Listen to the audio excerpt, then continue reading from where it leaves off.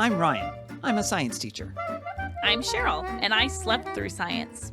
Each episode will tackle a science question you may have learned in school, but can't quite remember or fully explain. And I'll take the risk of asking the dumb questions so that we can all understand the science we slept through. The bell has rung. Let's get started. Welcome to lesson 29. We are in our color unit. Cheryl, I feel like there's something different today. How did you know? I just have a sense. Yeah, well, instead of one person staring back at you, which is like, I guess I'm being private tutored then or something. Today we are welcoming an exchange student to our classroom. Oh, wonderful. Well, welcome to our class. Would you like to introduce yourself? Hi, my name's Beth. I'm from the far-off land of Los Angeles. Hi, Beth. Welcome to our class today. Thanks. Oh, I'm so excited to be here. Yay. I listen every week. Oh, that's so Yay. sweet. And Beth is the artist behind our logo and our different unit art styles. And Every episode I say thank you every time you say my name. Yay. Well, it's great to have you here. Thank you. Since you're here, I wonder, do you have a question about color? I do have a question about color because, as Cheryl mentioned, I am an artist, and I realized the other day that I am a mid-30s woman who works with paint and colors, and I have no idea how glow-in-the-dark paint works. Oh, do you use glow-in-the-dark paint a lot? No, but I do actually right here next to me. I do have some glow-in-the-dark D&D dice, and I bought them recently. I was like, that's a great question for Mr. Ryan, because I have no idea how that actually works. Okay, that's How a does it great work, question. Ryan? Hey, perfect question. Well, we're going to start the same way we always do with a pre-assessment, but this time we've got two brains that can work together to figure out what So you we don't both even know. need you, Ryan. We'll definitely figure it out by ourselves. I was going to say we're going to be twice as humiliated. Yeah. Well, let's just start with, what do you know about glow-in-the-dark paint, even if it isn't related to how it works? What do you think, Cheryl? I know that if you shine light on it, it like activates it. Yeah, I have to Okay. like charge it with light. Ooh, is it a Is it a positive charge? Because energy creates light. I learned that on this podcast. Light is energy, isn't it? A kind of energy. Oh boy, this is gonna be Energy fun. like gives off light sometimes. Yes. And things have energy. Yeah, light or heat or something. I just assume they took those little like microscopic bugs that are in those special pools that are all like glow in the dark, and then they just like grind them up and put them in the paint. Ryan are making the same face. I'm sorry. The bugs that are in, I was Bugs in the trackling pool? with you when you said the special bugs, and then you said that are in the special Yeah. pools. Are you talking Like- about the bioluminescence? Yep. Like stuff in waves. Oh, so not like Yep. fireflies. Well, But maybe that they too. use fireflies too. Is there a firefly inside my dice? You got to figure it out. Lesson Shake over. it up. Then he gets mad. I mean, this is I guess a crossover to the biology theme, but also like bioluminescence. I don't quite understand. It's something causes bio to luminesce, but I have a feeling it's probably related because it's a similar glow. What I know about paint is that it is a medium with pigment suspended in it. Okay. So the pigment in it, my guess, is going to be what glows, not the medium. Because glow in the dark tends to be the same like greenish color when it's not charged. I think I feel like I've seen it like kind of a purpley as well, but they don't. You don't tend to have tinted paint that is also glow in the dark. It has to be like that one color.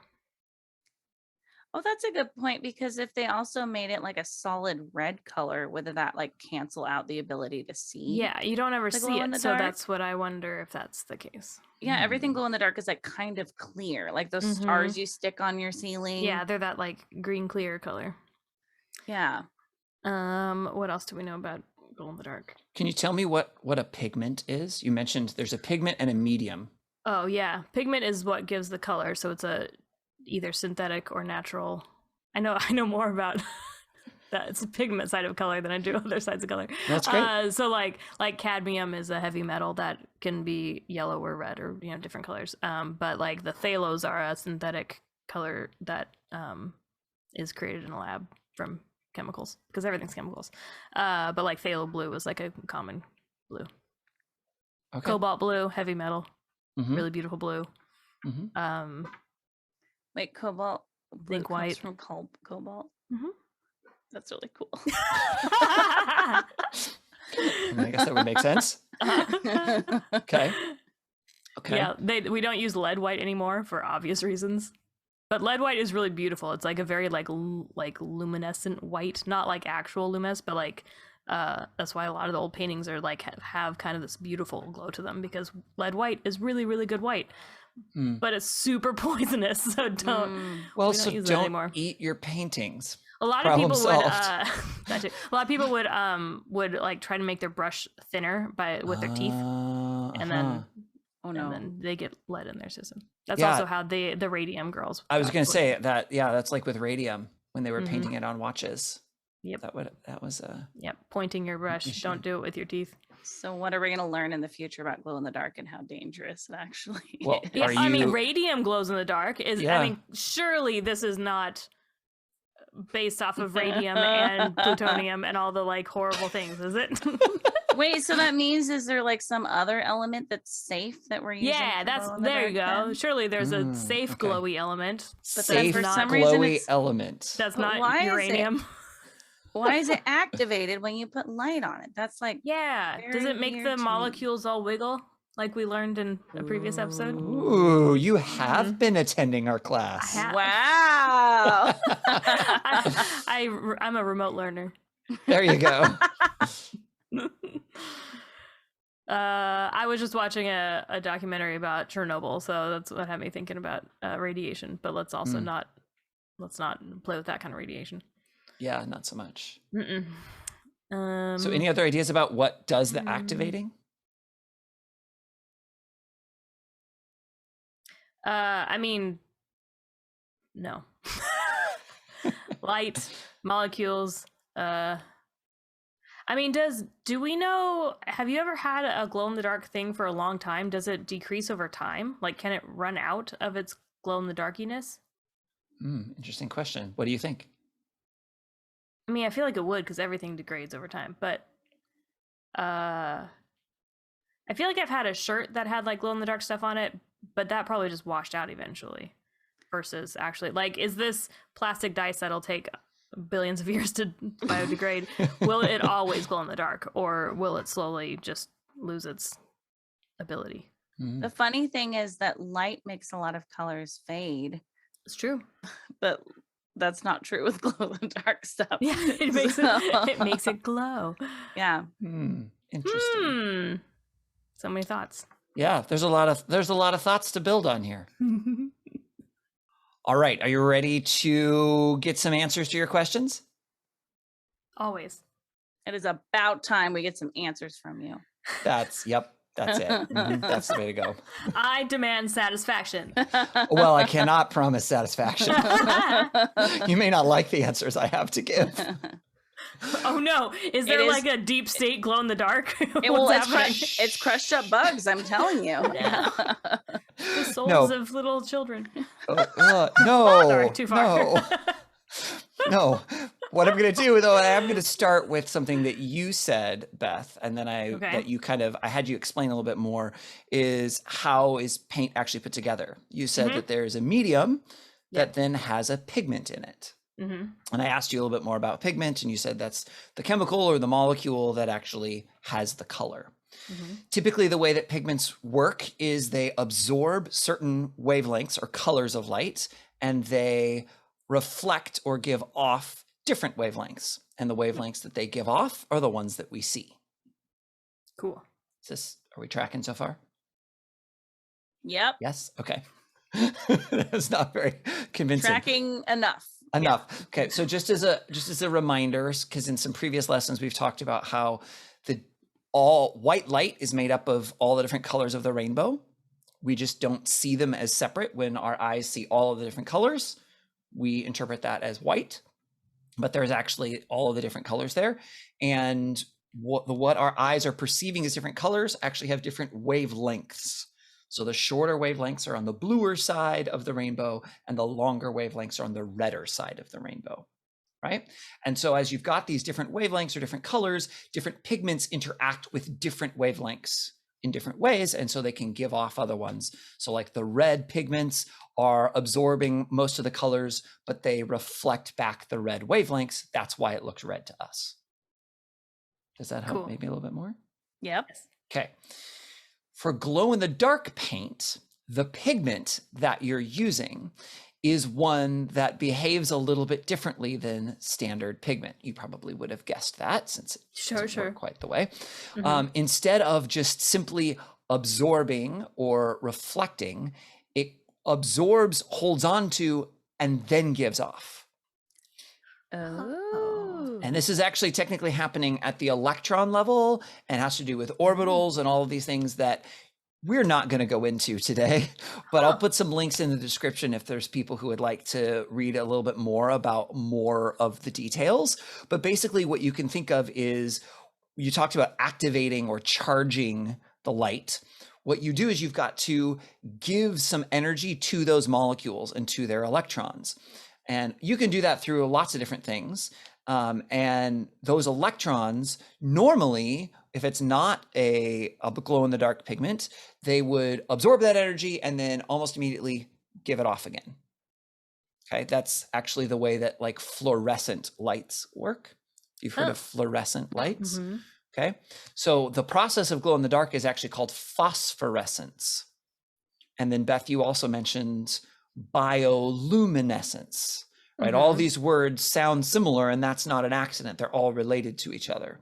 So bioluminescence is obviously living things that produce their own light, right? And that's through a chemical process.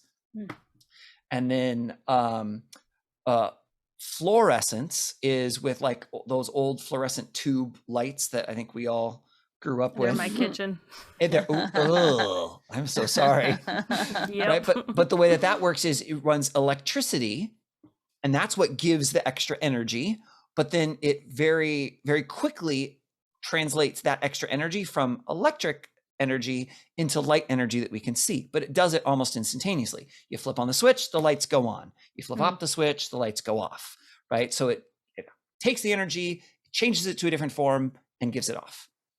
For phosphorescence, and it actually was originally based on the element phosphorus. That's where phosphorescence comes from.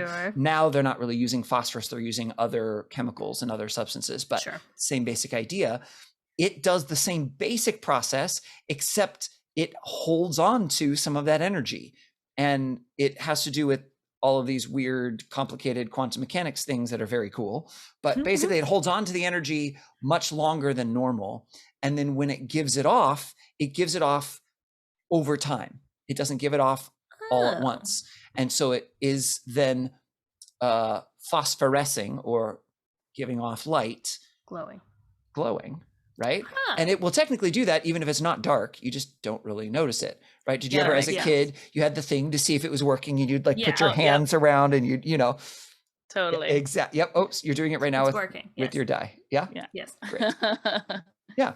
And so that's basically the way that glow in the dark works. And then whether it's a paint or it's so like your dye that you have there isn't painted, I wouldn't guess. I guess it's actually in the plastic. Exactly. In the plastic itself. It's embedded in there.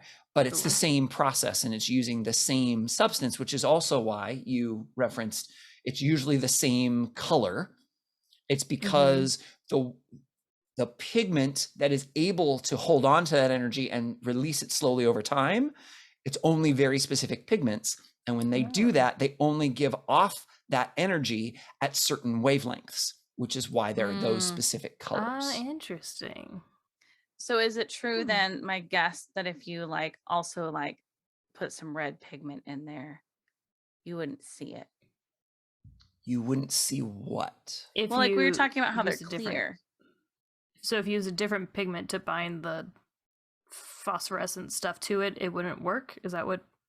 Well, red pigment doesn't phosphoresce. No, I'm saying 'Cause if it's you red. mix it, if you try to make your object, like if she wanted her dye to be like a solid red color, Mhm. could it also be glow in the dark? Because my guess was no, because they're And- always clear. Okay. And why, now that you kind of have a basic understanding of how it works, why do you think that wouldn't work? I think because it's clear, then you can see into the middle of it, which means you can see all of the pigment all the way through the object, not just the outer layer. And I think if it were a solid color, then you'd only be able to actually see the outside of the object, and that wouldn't be enough of that I see. for it to happen. I see what you're saying. Yeah, I think that is possible. I think also anytime you introduce another pigment, you're now competing for those light waves, right? And so you don't have as much of the phosphorescent pigment to absorb the light and give it off. And even when it does, it might get absorbed by some of the other pigment that's in there. But I've never done it. I feel like that would be a great experiment. So are you saying that the pigment is phosphorus? Not anymore. It's not. Okay. It used to be. It's now they use silver activated zinc sulfide or doped strontium aluminate. Dope. Yeah. Huh. But the pigment is the glow in the dark stuff. Yes, it's so a pigment is just a molecule that we see having color. That's literally what pigment is. You've heard of other pigment molecules before. Melanin is one that's in skin for like a lot of living things. Chlorophyll is a pigment in plants that makes them look green, right? Those are pigment molecules. And that's why when Beth was referring to, where some of those kind of paint colors initially came from, a lot of them are from metals, because those are things that already have a color. So that's a pigment. And then, of course, we, with technology, have been able to synthesize other molecules to make other colors and things like that. But the pigment is just a way of talking about a molecule that has a very specific color to it. Hey, do you want a fun fact? I do. Do I get extra credit for this? Do you Well, know it depends on what the fact is. Do you know what the very first synthetic pigment was? Oh, like what color or what the actual name of it was? What color? First than synthetic pigment? Purple. I was going to guess a blue. Ooh, Cheryl's closer. Is mauve or mauve, depending on where in the country you're from. Which is one of those colors that I can tell you is a color, but I don't actually know what color it is. It's like a pinky purple. So Okay. there's a ton of dresses from the Victorian time, I think, that were mauve because it became like super high fashion to have this new color. Oh, interesting. I was guessing purple because of royalty, but that was natural pigment. Yeah, but so it was synthetic. like the Yeah, it's hardest like to get. I'm trying to think. Do I have anything mauve? I mean, Probably. I guess this pen is that's more purple. It's more like a combo of these two colors, which is not helpful. But like too much light. This light doesn't work. But yeah, like those colors. But yeah. Huh. Oh boy, though, if you Google There's a it, whole- you get an assortment of colors. Yeah, your face is a little more mauvier than normal. Yep. No, there's a whole book about mauve and paint and pigment and Interesting. all that fun stuff. Yeah. And I guessed blue because blue is one of the rarer pigments in the natural world. Yeah. It does occur, but it doesn't occur a ton. And actually, as a pigment, oftentimes the color blue in the natural world is caused by physical things, not actual pigment molecules. Oh, interesting. For example, like butterfly wings. If you think of like some of those really iridescent blue butterfly wings, Yeah. those are actually not caused by a pigment. They're caused by the actual shape of the wings themselves that bends the light in a very specific way. So if you crushed them up, they would not be blue anymore. Correct. Yeah. Cool. That's really cool. I just remembered I have a book all about color. Hang on, where is it? It's somewhere in my room. Color problems. It's someone went through and oh wait, this is the wrong book. This is great for podcast. This podcast is great. It's this one, the other gray book. Ugh. Oh my gosh, this shelf is so dusty. All right, you can tell I use my books a lot. The Secret Lives of Color. They go through, it's fun because the pages are all colored, and tell you like stories about colors and like historical times they're used, or like there's one about saffron. It's like, you know, saffron being a food thing, but yeah, strong color too. So yeah, tons of color. It's like, it's a super cool book. So color. Ooh, that's good extended reading for we'll put a link to that in the description. Yeah. Secret Lives of Color. That's cool. Awesome. I think they did a Radio Lab episode about that book. That's why I have it. Oh, that makes sense. Mm-hmm. All right. So next up, Beth, is Cheryl's favorite part of every lesson. Snack time? No, but you're welcome to eat a snack if you brought one. Recess. No, that's not good for audio. No, we don't do recess at this level. Oh. Quiz! Boo. No. Okay, but I have good news. Uh-huh. This week, it's a group quiz. Ooh, I do like those. Does the group involve Google? No. Google is not part of your group. That's an open book quiz. Cheryl, do you want to work with me? And then we can just like sit and like talk about our friends. And it's timed. Okay, first question. What is the part of paint that gives it color? I mean, I know it, but it's pigment, right? It's pigment. Yeah, pigment. Pigment. Is that your final answer? Yes. Mm-hmm. Bing, bing, bing. Yay, we got $1,000. Okay. Oh, yes. Wow. Okay, great. I don't know where that's coming from. It's coming out of our budget, Cheryl. Oh, yikes. Mm-hmm. Okay, second question. Why are glow-in-the-dark objects usually the same color? Because I think this, Ryan, I'm not talking to you right now. I'm talking to Beth. Okay. Mm-hmm. I think it's because the actual like element is that color. Pigment. It's just the same answer, right? See above. So what's your answer? Because the pigment that glows is that color. Yeah, and it's the same. Pigment. No matter what the thing is, there's only a few pigments that actually glow in the dark, and so they're all the same color. Got it. Yes, great job. Yay. Question 3.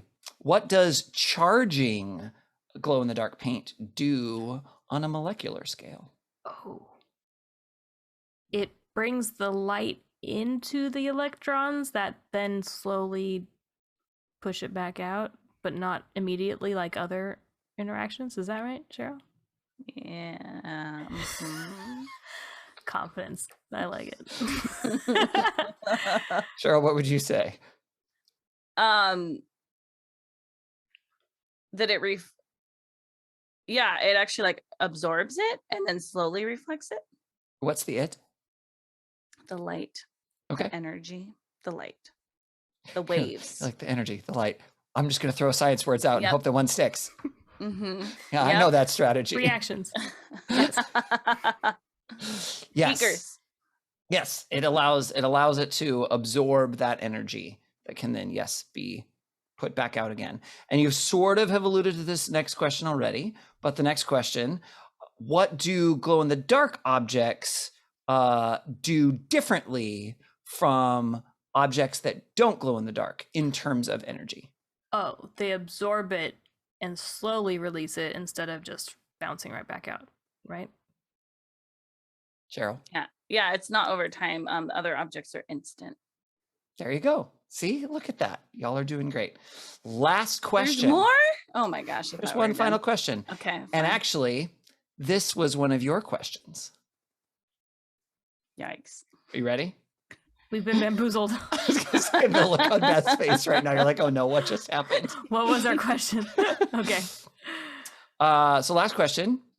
Can glow-in-the-dark paint or a glow-in-the-dark object run out of its glow-in-the-darkiness? Oh. And explain your answer. No, because it's on the like molecular level that it's all about absorbing and then slowly releasing energy, not a color that could fade, right? Does that make sense? I'm looking at you, Cheryl.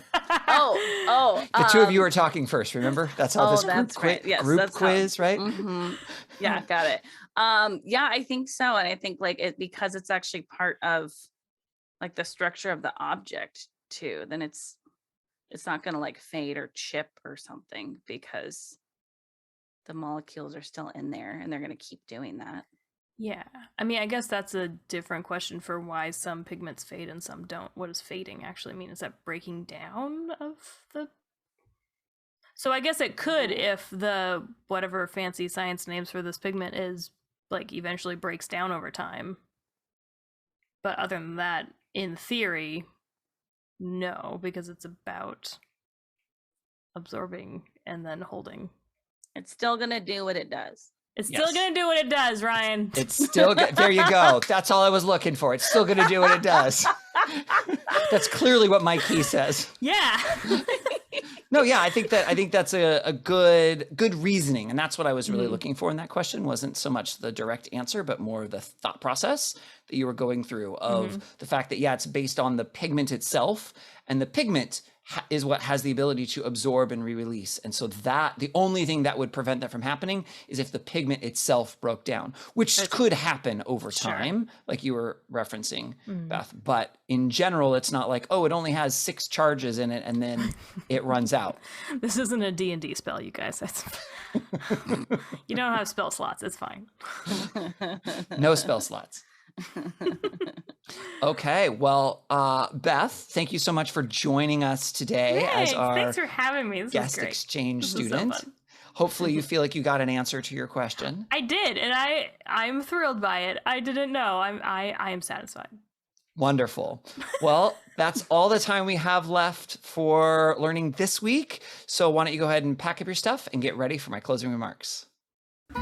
You can follow us on Instagram and Facebook at I Slept Through Science or on Twitter at Slept Science. If you have dumb science questions like I do, please send them to us. You can email us at isleptthroughscience@gmail.com, or you can even send us a voice memo and we'll play it on the podcast. Please rate and review our podcast to tell other people what you think about it, subscribe to make sure you don't miss an episode, and share about our podcast on social media. Thank you to Beth Reed Miller for the artwork. You're welcome. You can check out more of Beth's artwork at Beth Is Something. Okay, great. Thanks. Bye. The bell doesn't dismiss you. I dismiss you.